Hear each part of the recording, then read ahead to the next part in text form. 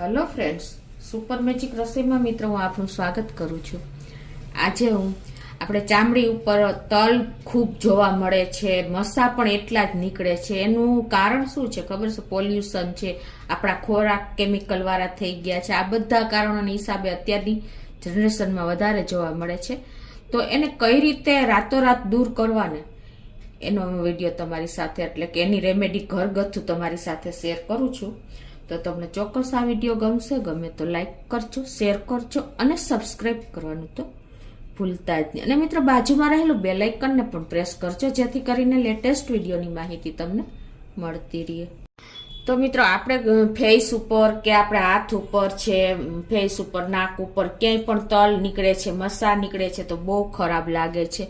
તો એને આપણે કઈ રીતે દૂર કરવા? જો કે બીજા શરીરના બીજા ભાગ ઉપર હોય તો આપણે કપડાં પહેર્યા હોય એટલે ઢંકાઈ જાય છે, પણ ફેસ ઉપર, હાથ ઉપર તો આપણે એને દૂર કરવા માટેનો આજ ઘરગથ્થુ ઈલાજ હું તમારી સાથે શેર કરું છું. એમાં મેં જો આ રીતે ચાની ભૂકી લીધી છે, ખાવાનો સોડા છે, બેકિંગ સોડા, લીંબુ છે અને કોલગેટ છે. આ બધા ઇન્ગ્રેડિયન્ટ એવા છે કે આપણા ઘરમાં જ અવેલેબલ હોય છે. તો પહેલાં તો આપણે 1 ચમચી આ રીતે ચાની ભૂકી લઈ લેશું અને એમાં આપણે 2 ડોટ્સ જેટલી આપણે કોલગેટ નાખી દેશું અને આને આપણે મિક્સ કરવાની છે. કોલગેટને પણ આ રીતે ચાની ભૂકી સાથે જ મિક્સ કરી લેશું. આપણે કોલગેટને જો આવી રીતે આપણે કોલગેટ જ લેવાની છે. વ્હાઈટ કોલગેટ જે આવે ને એ આપણે જેલ નથી લેવાની. આ રીતે મિક્સ કર્યા પછી એમાં આપણે 1 લીંબુનો રસ, લીંબુ પણ આપણા ઘરમાં અવેલેબલ છે, જે સ્કિન માટે પણ એટલું જ હેલ્ધી છે. તો આપણે અડધી ચમચી જેવો લીંબુનો રસ નાખી દેશું. મિત્રો, આપણે આ બધું આપણે સર્જરી કરાવવાને બદલે આ રીતે ઘરગથ્થુ જો તમે ઉપાય કરશો ને તો કોઈ સાઈડ ઇફેક્ટ પણ નહીં આવે અને આ એકદમ કારગત નીવડે છે. અને તલ તો આપણે કાઢવા માટે કોઈ ટ્રાય જ નથી કરતું, પણ તમે જો એક વખત આ રીતે કરશો ને તો એકદમ સરસ તમારે સ્કિનમાંથી ધીમે ધીમે તલ બધા નીકળી જશે. અને હવે આપણે 2 પિંચ જેટલો ખાવાનો સોડા, જે બેકિંગ સોડા આપણે ગાંઠિયા ભજીયામાં વાપરીએ છીએ ને, એ નાખી દેશું. અને આ બધું જ આપણે સરસ મિક્સ કરી લેવાનું છે. આ રીતે તમે તૈયાર કરીને અને આને છે ને આપણે આ રીતે તમારે જ્યાં તલ ફેસ ઉપર નીકળ્યા હોય ને ત્યાં આપણે લગાવી લેવાનું છે. તો અત્યારે હું તમને હાથ ઉપર બતાવું છું. જો આ રીતે તમારે આ મિક્સ એકદમ પ્રોપર મિક્સ કરવાનું છે. અને પછી તમારે જ્યાં તલ હોય ત્યાં આ રીતે તમારે હળવા હાથે આ રીતે મસાજ કરવાનું છે. આવી રીતે પ્રોપરલી 1 થી 2 મિનિટ તમે આ રીતે મસાજ કરશો ને એટલે એકદમ જે તમારા તલનો કલર હશે ને એ ધીમે ધીમે ઓછો થતો જશે અને થોડા દિવસોમાં જ તમારા તલ પણ ગાયબ થઈ જશે, તમને ખ્યાલ પણ નહીં આવે, એટલું આ કારગત નીવડે છે. આ રીતે તમારે કોલગેટ છે, ખાવાના સોડા પણ આપણે ઉપયોગ કરીએ છીએ, બધા ઇન્ગ્રેડિયન્ટ આપણે ઘરમાં જ અવેલેબલ હોય છે. લીંબુ છે, આપણે ચાની પત્તી છે, તો આ કોઈ જાતની સાઈડ ઇફેક્ટ નથી બતાવતું. તો આ રીતે તમારે સૂવા ટાઈમે જો તમે આ રેમેડી કરશો ને તો એકદમ સરસ રિઝલ્ટ તમને જલ્દી મળશે. કેમ કે આ રાતે આપણે આને લગાવીને આપણે સનલાઇટમાં, એટલે કે સૂર્યપ્રકાશમાં નથી જવાનું, એ પણ ખાસ નોટ કરજો. અને આ રીતે તમારે લગાવીને અને 15 મિનિટ રાખી દેવાનું છે.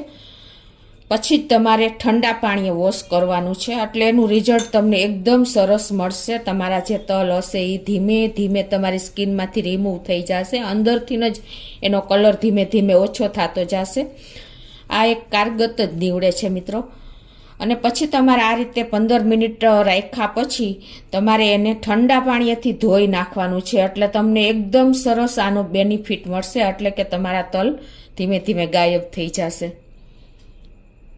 અને મિત્રો, આ તમને તલમાં જ ઉપયોગી થાય એવું નથી, આ મસામાં પણ તમને એટલું જ કારગત નીવડશે. જ્યાં તમને મસો થયો હોય ને તો અહીંયા તમારા ડોટ્સ મૂકી દેવાનું છે મસા ઉપર આ રીતે, અને તમારે આને આવી રીતે પછી કવર કરી દેવાનું છે. કાંઈ પણ સેલો ટેપથી કે એ રીતે તમે કવર કરી દેશો ને તો પણ તમારે એની ઇફેક્ટ સવાર સુધી રહેશે. અને પછી તમારે ઠંડા પાણી વોશ કરી નાખવાનું છે. એટલે બંને માટે આ એક ઉપયોગી જ રેમેડી છે આપણે. અને તેમ છતાં હું તમને બીજી એક મસા માટેની એકદમ ઇન્સ્ટન્ટ ઉપયોગી થાય ને એવી રેમેડી બતાવું છું. તો હવે મસા માટેની હું તમને બીજી રેમેડી પણ બતાવું છું. આ એકદમ કારગત નીવડે છે. તો એના માટે આપણે જો આવી રીતે લસણ તો ઘરમાં અવેલેબલ હોય છે, લસણ લઈ લેવાનું છે અને એમાંથી 3 થી 4 કળી આપણે ફોલી લેવાની છે. આમે જનરલી જો તમે લસણ કાચું લસણ ખાશો ને તો તમને ગમે એ કાંઈ વાયરસ હશે ને શરીરમાં, વાયરલ ઇન્ફેક્શન, તો પણ નીકળી જશે.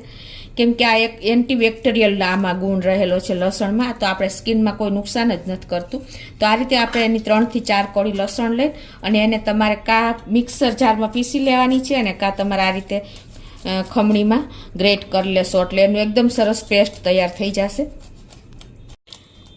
આ રીતે આપણે સરસ પેસ્ટ તૈયાર કરી અને આ આપણે અંદાજે 1 ચમચી જેવી કરવાની છે. તો એની સામે હવે આપણે આમાં બીજું મિક્સ કરવાનું ઇન્ગ્રેડિયન્ટ છે આપણે બેકિંગ સોડા, એટલે કે ખાવાનો સોડા. એ આપણે અડધી ચમચી જેવો મિક્સ કરશું, જે આપણે રૂટીન ઘરમાં અવેલેબલ જ હોય છે. આ રીતે આ મિક્સ કરી અને પછી આમાં આપણે જે એરંડિયાનું તેલ હોય છે ને એ નાખી દેવાનું છે. એરંડિયાનું તેલ મિત્રો આપણે છે ને જે આપણે મસો નીકળ્યા પછી ડાઘ રહીએ છે ને એ જરાય પણ ડાઘ નહીં રહીએ. તો 4 થી 5 ટીપા જેટલું આપણે આ તેલ મિક્સ કરી દઈશું આ રીતે. અને એકદમ સરસ આને બધું એક રસ કરી નાખશું. તમે જો મસો નીકળી ગયા પછી જે ડાઘ રહીએ છે ને એમાં તમે નાળિયેરના તેલથી કે એલોવેરા જેલથી પણ દૂર કરી શકો છો, પણ આપણે આ રેમેડીમાં જ મિક્સ કરી દીધું છે. આ બધું આપણે ઘરમાં અવેલેબલ છે, આ કોઈ સાઈડ ઇફેક્ટ નથી બતાવતું. અને તમે આને જો વર્ષો જૂના મસા હોય ને તો તમારે અઠવાડિયું 2 અઠવાડિયા જેવું લાગશે. બાકી તમે અઠવાડિયામાં 3 વખત લગાવશો ને એટલે જળ મૂળથી શ્રિંક થઈ જશે, એટલે કે ધીમે ધીમે એ બધું નીકળી જ જશે અને કોઈ પણ જાતના તમારે ડાઘ પણ નહીં રહે. તો તમારે જ્યાં મસો હોય, ફેસ ઉપર મસા હોય છે તો કેટલા ખરાબ લાગે છે, એને આપણે સર્જરી કરાવીએ છીએ તો પણ ડાઘ રહી જાય છે અને એ બધી એકદમ આપણને ખર્ચાળ નીવડે છે. એટલે આ તમારે ઘરગથ્થુ રેમેડી ખાસ ઉપયોગ કરજો. તો આ રીતે તમે જો નાના બાળકો હોય ને એને તમે બને ત્યાં સુધી આ લસણ એકદમ સ્ટ્રોંગ હોય છે તો નહીં લગાવતા, પણ આપણે જે મોટી ઉંમરના 15-20 વર્ષના બાળક હોય ને એ બધા માટે ઉપયોગી જ છે. તો જ્યાં તમારે મસો ફેસ ઉપર હોય ને ત્યાં તમારે એકદમ ઉપસેલો મસો હોય ને તો એની ઉપર તમારે આ રીતે મૂકી દેવાનું છે ડોટ્સ, આપણે પેસ્ટ બનાવીને એનું આ રીતે તમે મૂકી દેશો ને પછી તમને આને તમારે જો સાંજે લગાવીને રાખશો ને તો ઓછામાં ઓછું તમારે 2 કલાક તો રાખવાનું જ છે. પછી તમને એમ લાગે કે આ તો ફેસ ઉપર હોય તો કેવી રીતે રાખવું, તો એના માટે તમારે શું કરવાનું કે આપણે સેલો ટેપ હોય ને, ટ્રાન્સપરન્ટ મેડિકલ ટેપ હોય ને એ પણ લગાવી દેવાની છે. તો અત્યારે આપણે હું જો તમને લગાવીને પણ બતાવું. તો આ રીતે તમારે આવી રીતે ડોટ્સ મૂક્યા પછી પેસ્ટનું અને એને આ ઉપર તમારે આ રીતે એને કવર કરી દેવાનું છે. આ રીતે તમે કરશો ને એટલે તમારે ઇઝીલી કાંઈ પણ પ્રોબ્લેમ નહીં આવે અને 2 કલાક તમને એટલું ઇફેક્ટ કરશે ને મસા ઉપર કે જળમૂળથી ગાયબ કરી દેશે. અને સ્ટ્રોંગનેસ છે, લસણ છે, એ બધું આપણને હેલ્થ સ્કિન માટે પણ ઉપયોગી જ છે. અને એ આ રીતે તમારે ન કરવું હોય ને તો તમે આપણે જે બેન્ડેડ આવે છે ને આ ટાઈપની બેન્ડેડ હોય છે, મેડિકલ બેન્ડેડ, એ પણ તમે લગાવી શકો છો. એટલે તમે આ રીતે કવર કરીને રાખશો ને તો એની ઇફેક્ટ જલ્દી આવશે. અને એરંડિયું તેલ આમ જુઓ તો આપણા હેલ્થ માટે અને આપણા વાળ માટે પણ એટલું જ ઉપયોગી છે.